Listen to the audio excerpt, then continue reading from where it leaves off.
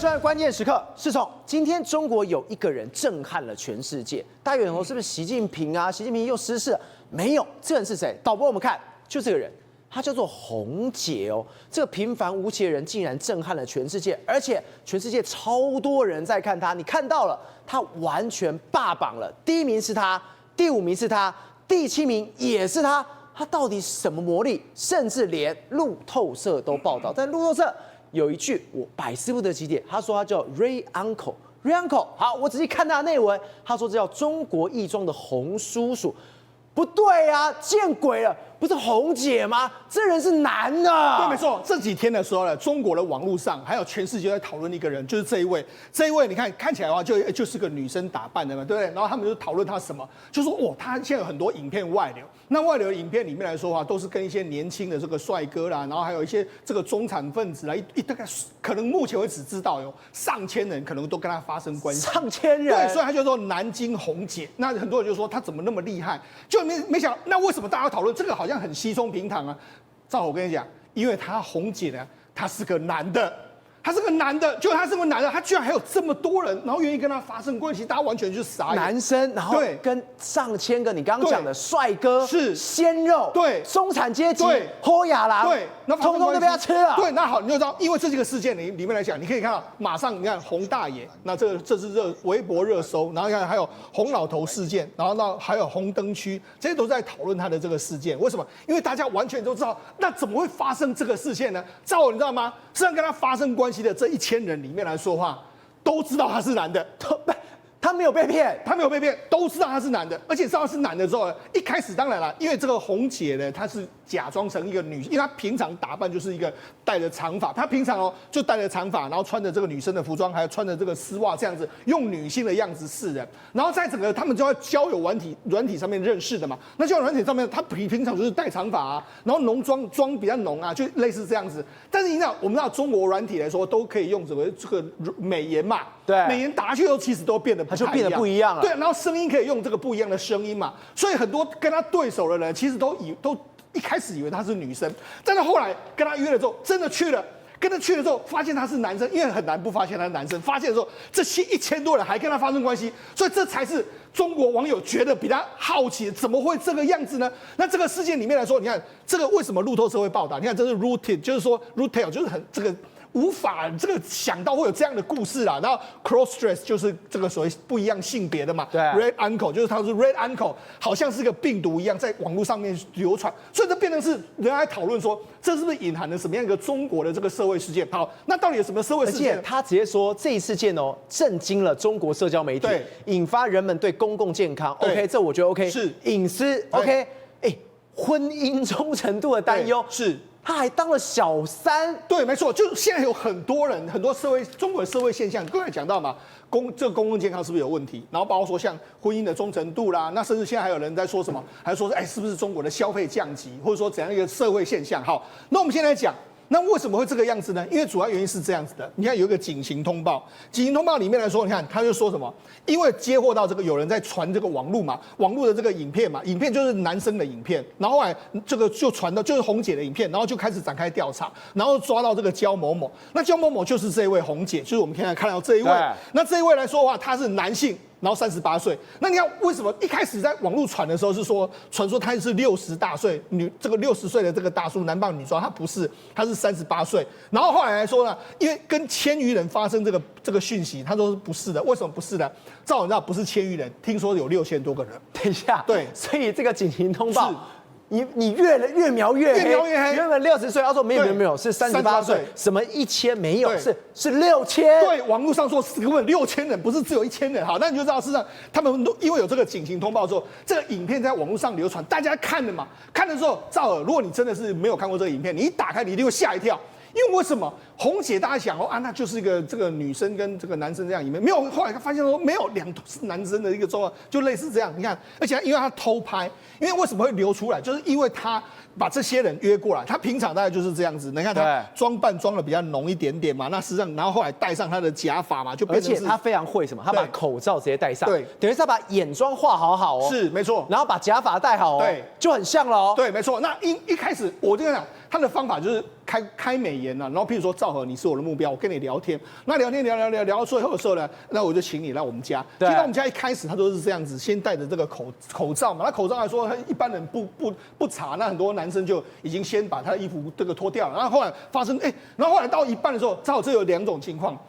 其实上有部分人发现到说，你看你怎么有这个下体怎么这个是男生嘛？就有些人就不满嘛。对，还听说有人暴打过他，然后还跟他做挥拳，但是呢，还是有人就说，你看这个还是有人后来还是跟他发生了关系嘛。那你看就有一个非常有名的，你看这是这个影片，这是。传出这个摘录是他的影片，你看这是一个男生，他一开始看到他，可能看到他的这个身份的时候有点吓一跳，对，然后质疑的时候，然后去确认一下，对，然后确认一下来说话，再思考想要怎么做，那后来来都来了，那因为我们知道中国很喜欢讲这句来都来了，那来都来的话就跟他发生关系，所以这就是这样子，大家想到这怎么会这么？我们现在看这个剧，你会觉得非常荒谬，对，但是它就扎扎实实的发生。所以大家无法相信，那我就讲，原本的警情通报是38岁男扮女装，3年吸了1610个嫖客，但是我刚才讲不是1000多，是6000多，而且都是那一种情况下的。对，好，那照我跟你讲，那如果你说那些很多就是可能他们就是这个没有挑或者怎样，不是这样哦。我跟他讲，事实上不是哦，他真的是他的这个，如果你去看他这1000多个人里面来说，你看有什么健身教练。练得非常，你看他的肌肉，练得相当好，对不对？然后还有什么视觉系的这个帅哥，还有视觉系的帅哥，然后还有什么体大生，对，然后还有什么外籍客户，所以那个客人相当的多元啊。那你要知道，事实上我们必须说了，现在后来去看出来说他真的是非常厉害。为什么？因为第一个，他有7顶假发，所以他可以变换成不同的身份，然后有32支口红，所以能够换成不一样的样子。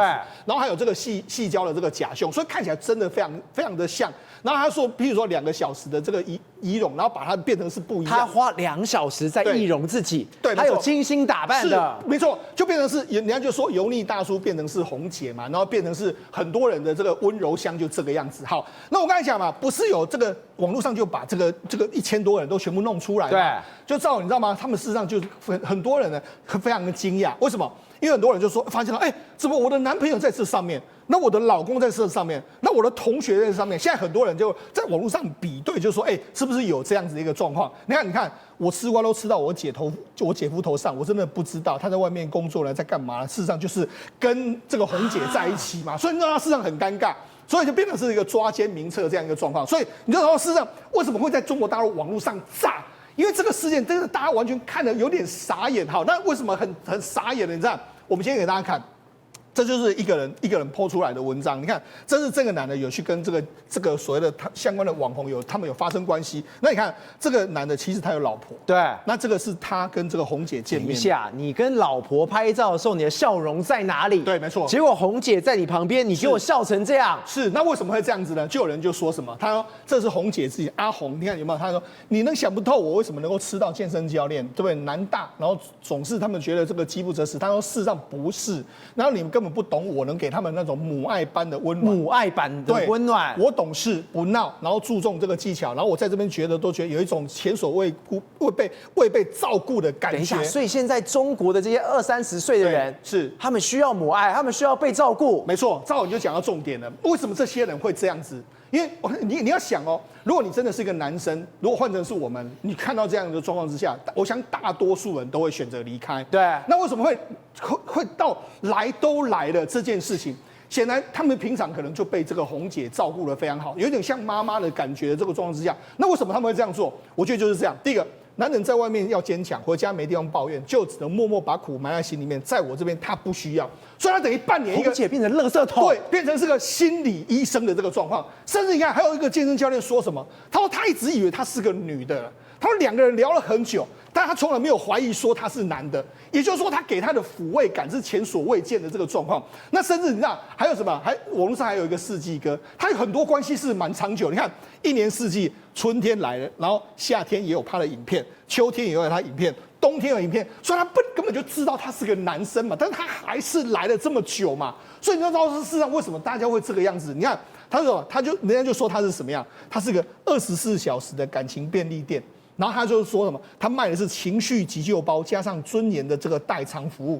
然后你走进我的店的时候，你如果在外面觉得你不够男人的时候，走进红姐的店就能够得到治愈。这种生意头脑是相当厉害，而且大家很多人都说什么？对，我聊天聊到比较信任他，是他是把心交给了红姐的。对，也就是说他其实已经把在网络上我们对谈的时候，你就已经蛰伏在我的这个洪流群。这说虽然有点奇怪，但是其实就是这样。那就用这种所谓感情的这个抚慰，让你觉得这样非常好。那你看他事实上在2022年的时候在徐州来嘛，然后他租屋，这是他的租屋，对不对？然后用感情闪电战，然后每天招待5到6位的 VIP。对，我就想从小鲜肉到肌肉猛男到秃头的精英等等一大堆。他说他的客户里面，年薪超过30万人民币的成功男士占比67%，真的假的？对，30万人民币，我们如果乘以5的话，至少年薪也是150万台币。我还需要找你？对，所以这我就说这就是一个。我们就要看这个事件的本身来说话，会成为一个现象级的这个事件，通常它代表就是这个社会上某些脉动存在。你看，它有把它分了几个区，然后北门呢是什么？山东大汉，对不对？那山东大汉的话，占比就是客户占比是58%，而且身高都比较高。那它是什么意思呢？山东大汉就是什么？跟你兄弟好，所以呢，它是兄弟情谊的这个套餐，所以来的时候就是啤酒加烧烤加感情按摩，他就说这是所谓山东大汉根本扛不住。好，那这是山东大汉，他会分门别类。然后另外是苏北直男，那苏北直男的时候他是说什么？我要让你释放压力。那释放压力舱，他说什么？让你这个冥想的这个指导啦，然后夸张的这个夸的服就夸，赵可你要棒棒，你要棒棒，你最棒，你最棒，你最棒。然后他知道直男需要什么，然后在他们高压下面来说话，就好好的放松的这个状况。然后东门是小鲜肉的收割区，小鲜肉的收割区要做什么？要化身成学长学姐，就要指点你，就是你这个学业要怎么做啦，然后这个感情路上要怎么做啦，这种反差萌。然后小鲜肉当然就是难以招架，他就晕了，对，招架这样子。然后他西面还有国际直男，国际直男就是海外背景。海外背景怎么样呢？他就说我化身成这个文化翻译区，他还会英文啊，所以他能够跟英文这边双语沟通，然后跟你说，我跟你 I told you how to 这个 live in China， 然后讲了很多啊，没想到这些外国人觉得哇。太厉害了！对啊，红姐是怎么样？红姐是把所有中国男人的问题是包括我是很壮的彪形大汉，没错，我是一个男人，所以我不敢回家的时候去吐苦水，对，还有这种直男，我可能呆呆的，我不懂女孩子，对，还有这种我不知道社会的险恶的小鲜肉，对。他全部都摸透透。对，他等于是说他在跟你聊天的过程中，就把那个客人分成4个象限这样。那我怎么去应付你、对付你？像正好可能会被割到这个小鲜肉的收割区这个部分，他就知道，所以呢，他就用这样的方式。那一年呢，就这几年就弄完了，就中国人的男人问题他都可以解决的。但是你要想说，那他这个能不能这么多人来的话，那他收费到底怎么样？事实上还有很有意思哦，他就是不收钱。或者不收钱，但是呢，他就说，如果我们约的话，你可以不用给我钱，但是你要带一个东西来。那所以你知道，根据影片里面来出现，有人拿西瓜啦，那有人拿牛奶啦，那有人拿半桶油啦，那有人拿菜来给他啦，然后有人拿这个便利商店的啦，那甚至还有外国人就说，不行 ，I will give you the money， 但是他居然不要收， No. 所以就知道，你看就不要收，所以你就知道他用这样的方式。好，那所以这就得出了一个结论了，这是什么意思呢？因为第一个。这几年的时候，其实中国某些部分来说话也是消费降级。那消费降级的时候，等于是说很多人看消费降级，因为没有钱嘛。那既然有这个所谓的这个红姐这样的一个伴侣来说话，或者这样的伙伴，那我当然可以去啊。因为消费降级，我可能要这个其他的服务的时候，可能我消费不起啊。我必须说，这个社会现象，你看引起什么？中国官方都觉得不太对。你看，马上看中国中国的新闻周刊，这是他们官方就说，你看。他就说，行为人明知道他自己有艾滋病，然后性病等这个不特定，他做这样事，所以他就致人重伤、死亡或是使人公共财产遭受重大损失的，这个有10年以上的徒刑或者无期徒刑，甚至死刑啊！所以红姐可能会死刑。对，所以为什么马上就把他找出来，就说，你看，因为他们现在去这个找很多报案的人，就说，已经有人确诊说 HIV， 但我们不能够确定说是不是真的跟红姐有关，但是因为这个事情来说的话，就引起了中国官方就说，你这个是所谓危害公共危险罪的这样一个状况，所以就这样好。那我就讲，事实上你看，除了这个之外来说的话，你看目前为止，你看还有媒体说的，你看，因为后来警方扣查了这个红姐的影片，红姐的手机，那个手机里面来说的话，你看大概约莫是1691部影片嘛，但是你看到有人就在网络上爆料，16914还筛选过了。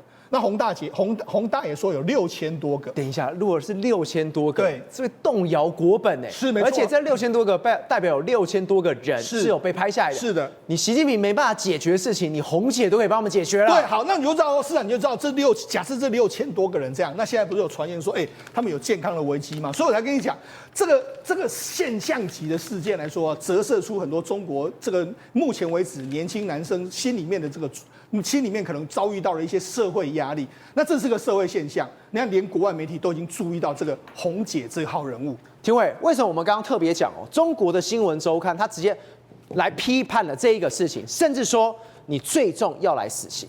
为什么？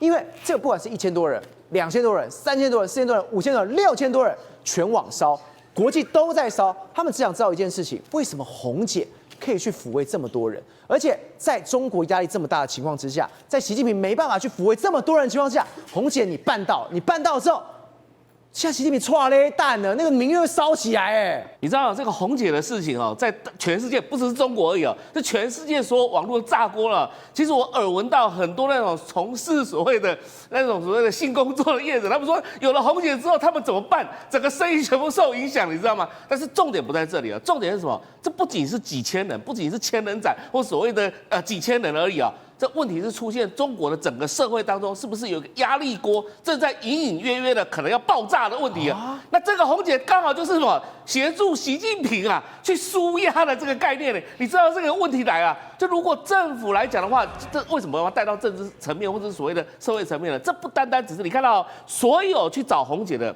不是那一种所谓的什么中低下阶层的，不是什么工人阶层的，你看到年薪破百的，年轻新贵阶级的，而且中产阶级的小鲜肉呢，或者是说的外表长得都是不错的，那为什么他们有缺乏这种类似这种母爱之类的，或是缺少有人可以倾诉的一个对象？显然这个社会当中的压力真的是非常大，这个压力是来自哪里？什么事情都不能讲。总要找个人可以好好的倾诉吧，对不对？重点不在于说那个什么，她到底是不是女性重点是她掌握住的人类的这种男人的那种所谓的心理的那种状态，她到底需要是什么东西？所以我们讲说，最懂男人的还是男人为什么？不是最懂女人是女人，是最懂男人是男人。他知道这些小鲜肉他们要什么东西。所以你当红姐来讲的话，她其实提供的不是只有那种所谓的我们讲肉体上的服务而已它提供的还有包含心理上的，还有整个社会上的压力，它如何去抒发，如何去解决。所以我们看到相对来讲的话，前些日子我们才发现到说被台湾赶回去的那一个所谓的小薇，对小薇小薇现在在贵州，对不对？不前些日子不是贵州发生所谓的大水吗？那结果呢？要发这个所谓的贵州政府就有所谓的这补助金或干嘛之类的。结果小薇你知道吗？他就是打电话，然后去请个政府说，你们补助金怎么还没下来？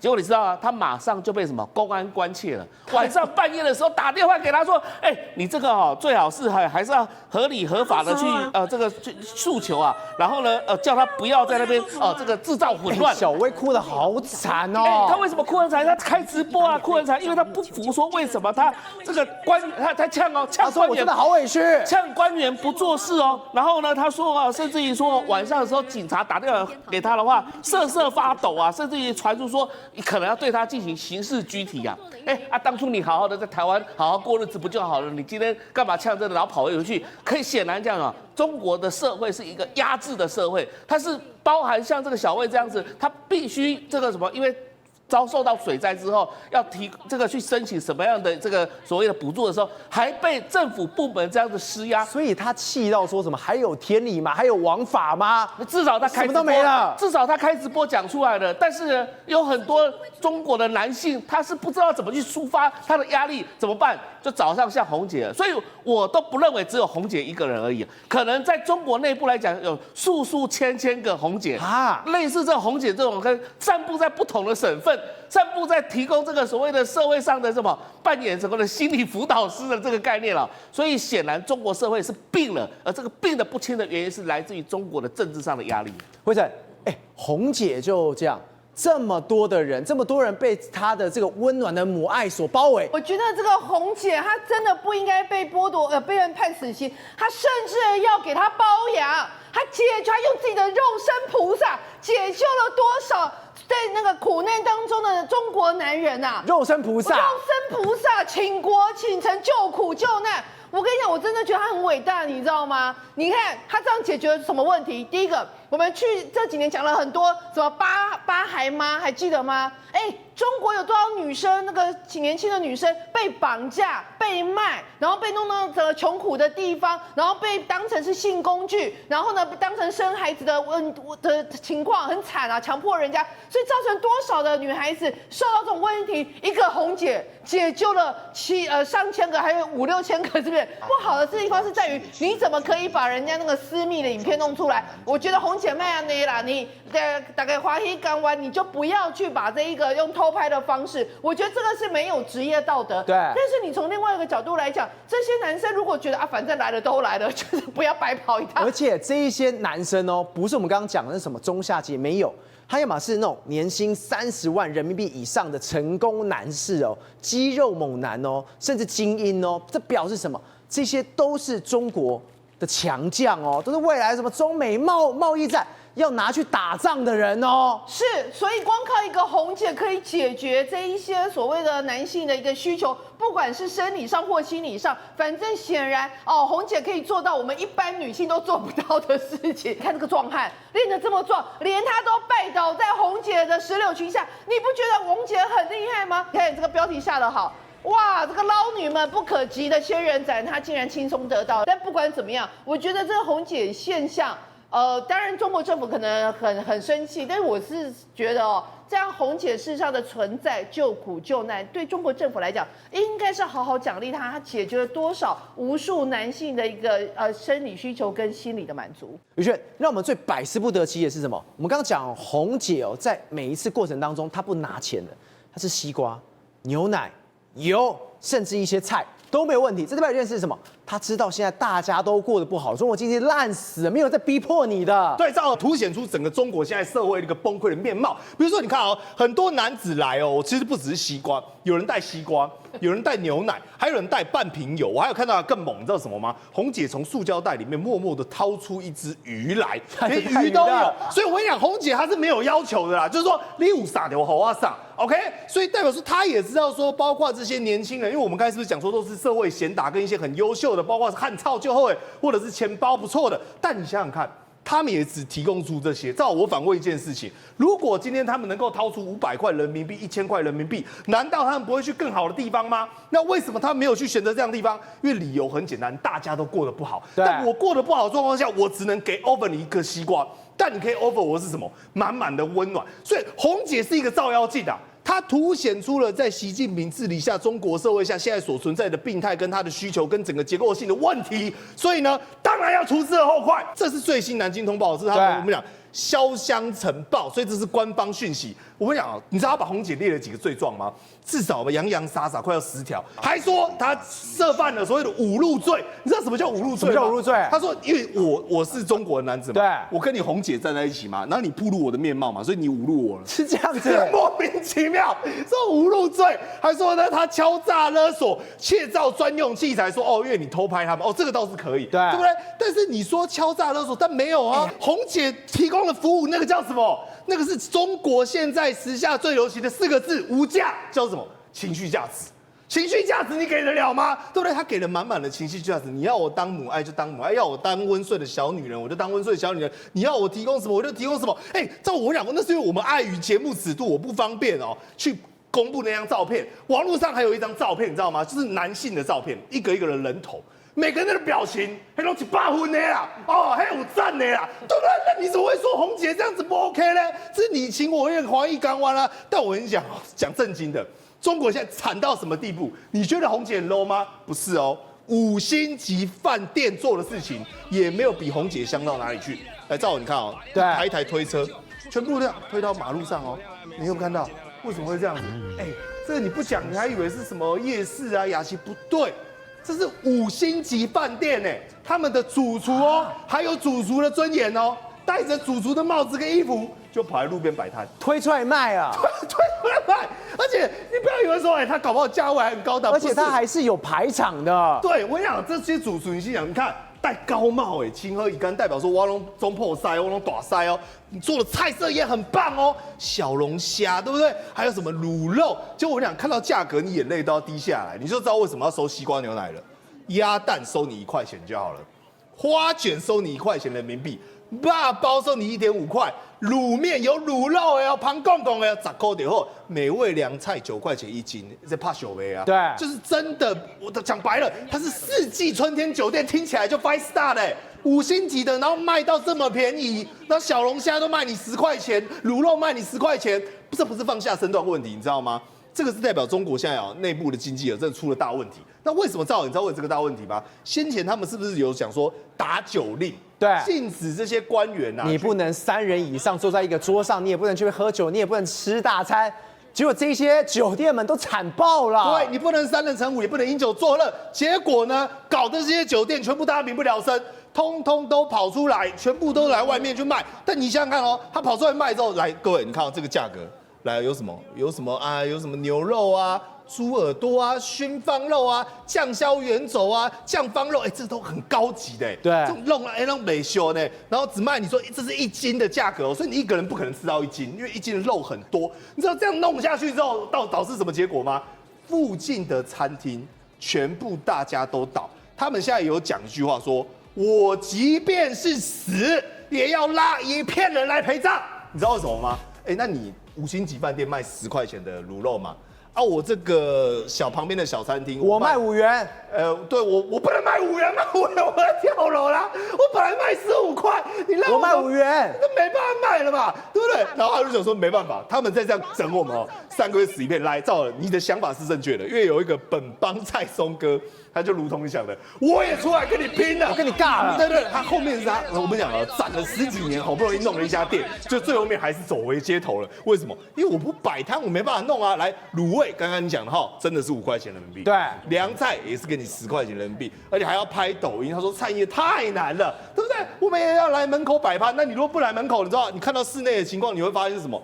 一片空荡荡 ，OK， 最怕空气突然变得安静，结果空气全通通都是安静的，因为完全都没有人，全部打击到这样子。因为他们就讲说，最可怕的不在于说5星级走上街头，而是因为他原本拿的菜都是100块的菜，对，他是我本来100块人民币的菜，我端出来一模一样的价格，我就只卖你10块。对，一码去怕直接少了一个零，直接少了一个零。对，一模一样的菜色。对，就是你本来我跟你讲，甚至他都要是我是那个5星级饭店我建议你们找一个噱头，你把以前的菜单放在后面，对不对？放在外面，后面一直排数字的0都把它划掉。OK， 我跟你讲，生意搞会更好。他们现在问题是就是真真切切是这样弄的所以你想想看，在这种情况之下，他们能干嘛？就全部都暴动啊！比如说之前我们讲这个是很惨的一个事情。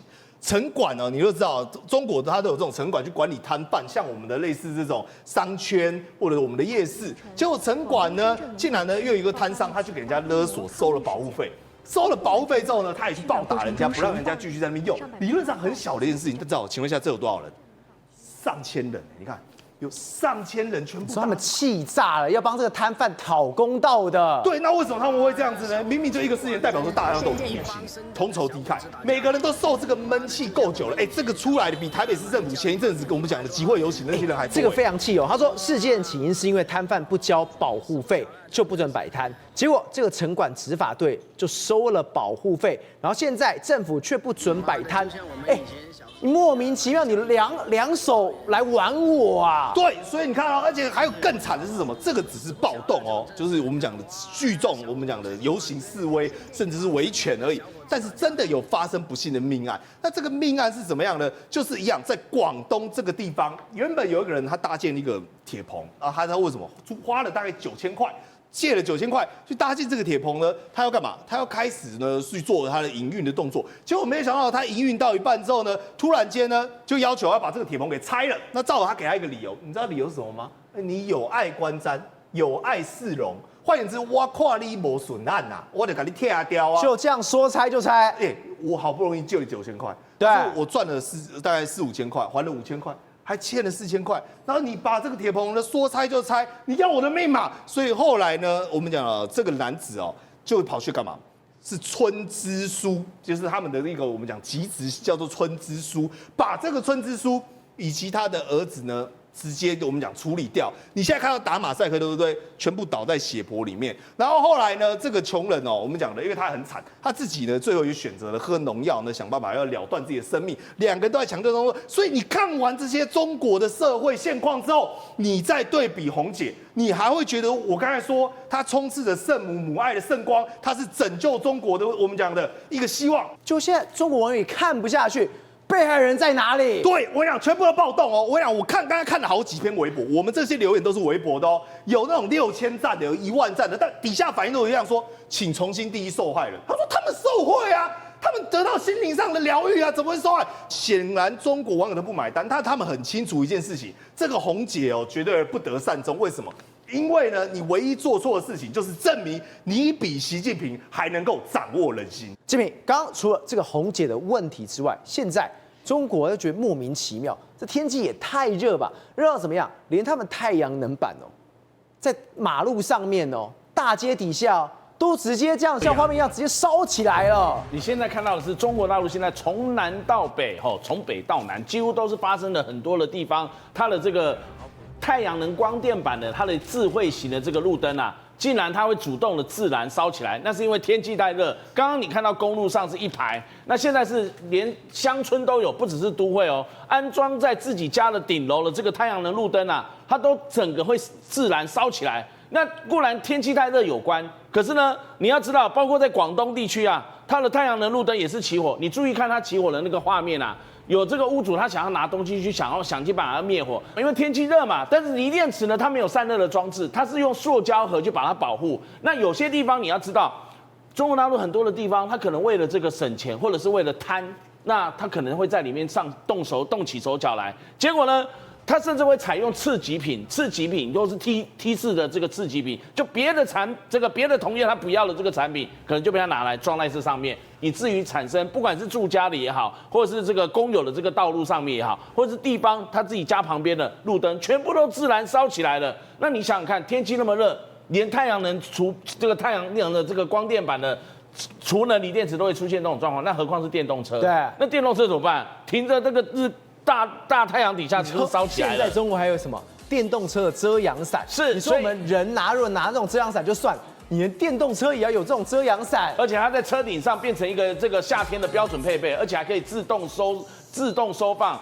你看到屋主就释放，他用这个电动车的这个车顶的收阳伞呢，他把它按钮按一下之后呢，哔，然后他就把它这个收起来，就装在那个车顶上面有一条的横杆这样子。那如果再按一下呢，它又可以自动的去打开，所以就算是天气动辄35、6、7度啊，这是到40度的摄氏高温啊，你停在这个大太阳底下，你也不怕这个车子热，或者是电动车因此而产生的这个自燃。当然，天气热就是会有人发生一些中暑的状况。画面上你看到的是这一名这个建筑的工人，他就不幸因为这个中暑而热衰竭，然后最后就算是紧急抢救 CPR 呢，也这个无救了。那再来看到，不只是人，其实牲畜都会受到影响。你现在看到的是这个河北有一头警犬啊，它因为高温，结果就没想到就中暑。对，所以现在的这个中国很多地方动不动就37.5度的这个高温，那像这种警犬执行任务完，它自然就是中暑昏倒啦。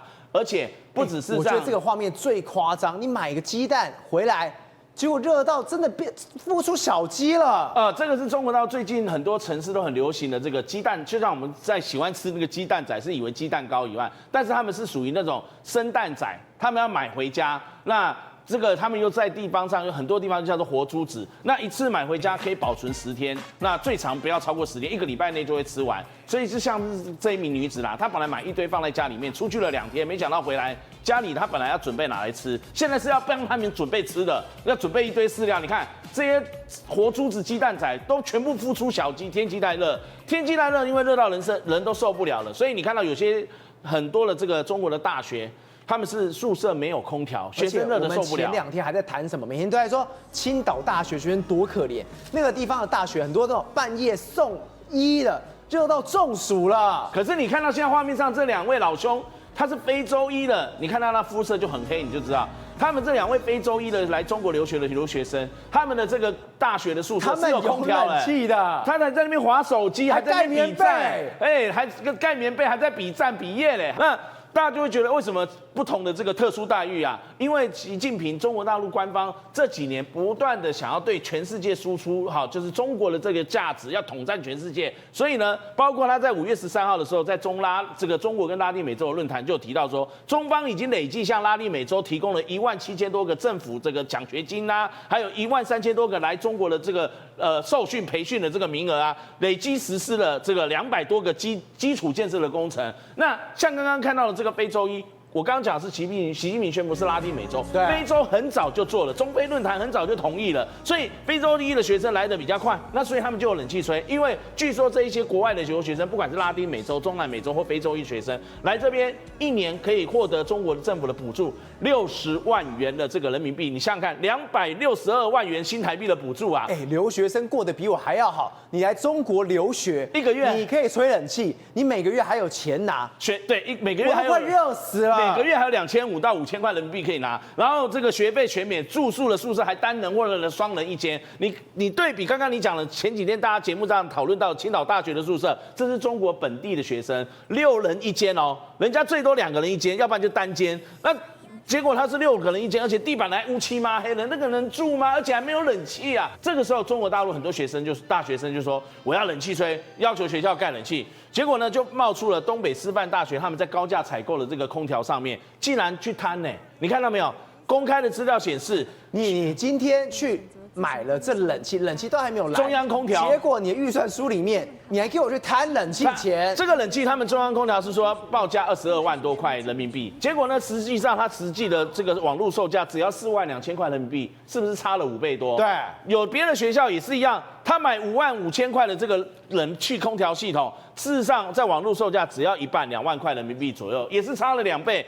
另外，别的还有其他学校，他是买更夸张，这一间学校他买的冷气空调是387942万元人民币，那387942万元，结果没想到呢，在网络上售价只有88000块，是不是售价也差了4倍多？甚至骗学生把这个网络的微博还有讯息给删掉了，结果后来没多久，删文的时候又说要考试，导致这些学生全部都炸锅了。宏观取材，厘清真相，犀利精准，深入剖析，时刻掌握关键，新闻时事不漏接。老时段，新气象，我是钟浩和，关键时刻2.0全新出击。